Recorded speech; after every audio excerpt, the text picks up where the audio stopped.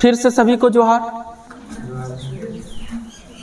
हम लोग रासायनिक अभिक्रिया और रासायनिक समीकरण चैप्टर पढ़ रहे हैं, जिसमें अगला वीडियो में मैंने सभी को रासायनिक अभिक्रिया के बारे में बताया था।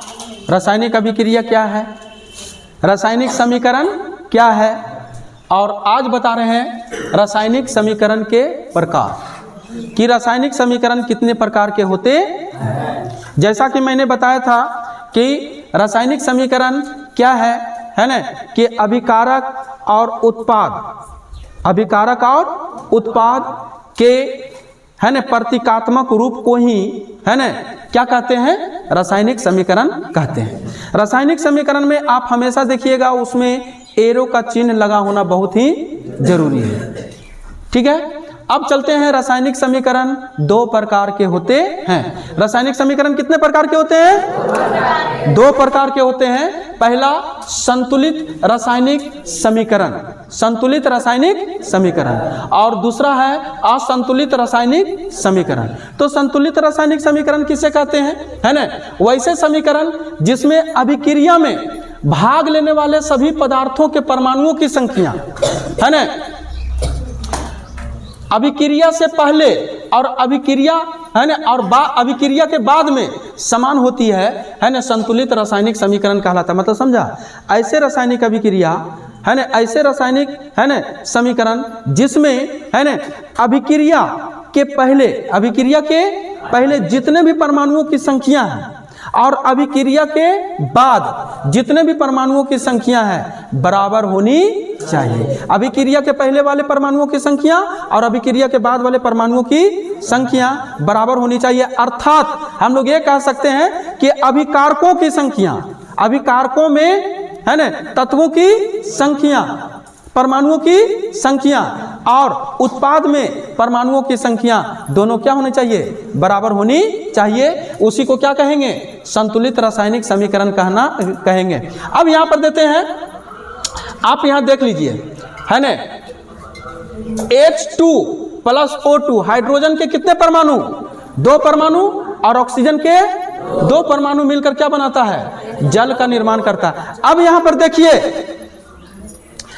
देखिए अभिक्रिया के पहले यानी अभिकारक किसको बोलेंगे, अभिकारक में हाइड्रोजन के कई परमाणु हैं, ठीक है ना। उत्पाद में अभिक्रिया के बाद हाइड्रोजन के कई परमाणु हैं, दो परमाणु हैं।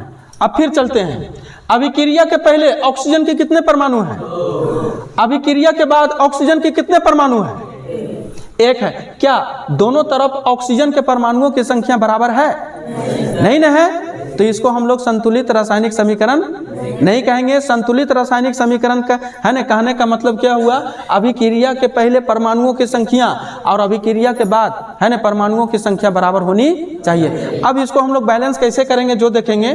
सबसे पहले यहां देख रहे हैं ऑक्सीजन यहाँ कितना है, दो, ऑक्सीजन कितना है, दो, तो इधर भी ऑक्सीजन कितना होना चाहिए, दो।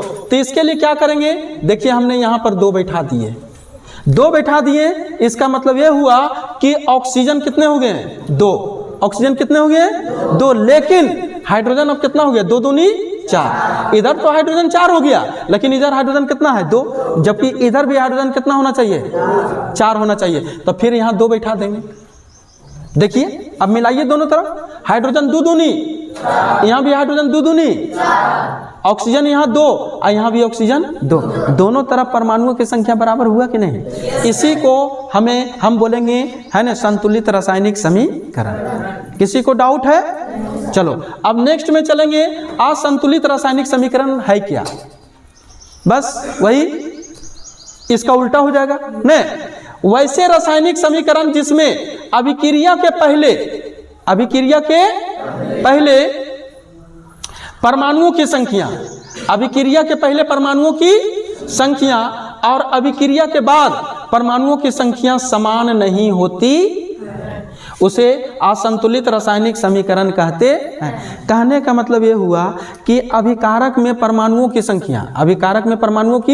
संख्या है ना, और उत्पाद के परमाणुओं की संख्या बराबर नहीं होती है तो ऐसे है ना ऐसे समीकरण को हम लोग है ना असंतुलित रासायनिक समीकरण कहेंगे। यहाँ पर उदाहरण लिए हैं, देखिए यहाँ पर हाइड्रोजन कितना है 2, ऑक्सीजन के कितने परमाणु हैं, दोनों अभिक्रिया करके जल बनाया है। क्या बनाया है? जल। यहाँ पर देखते हैं हाइड्रोजन 2 है, यहाँ भी हाइड्रोजन 2 है, चलो ठीक है, लेकिन यहाँ पर ऑक्सीजन के परमाणु कितने 2 और यहाँ पर ऑक्सीजन के परमाणु क्या है? क्या दोनों तरफ है ना परमाणुओं की संख्या एक समान है?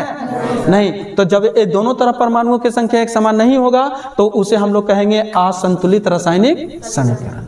और एक सबसे बड़ी चीज है कि रासायनिक समीकरणों को संतुलित करने की विधि को हीट एंड ट्रायल विधि कहते हैं, है ना। सिस्टम का नाम क्या है? हीट एंड ट्रायल विधि, है ना। उम्मीद है कि आप लोग रासायनिक समीकरण को बहुत अच्छा से समझ गए होंगे। धन्यवाद।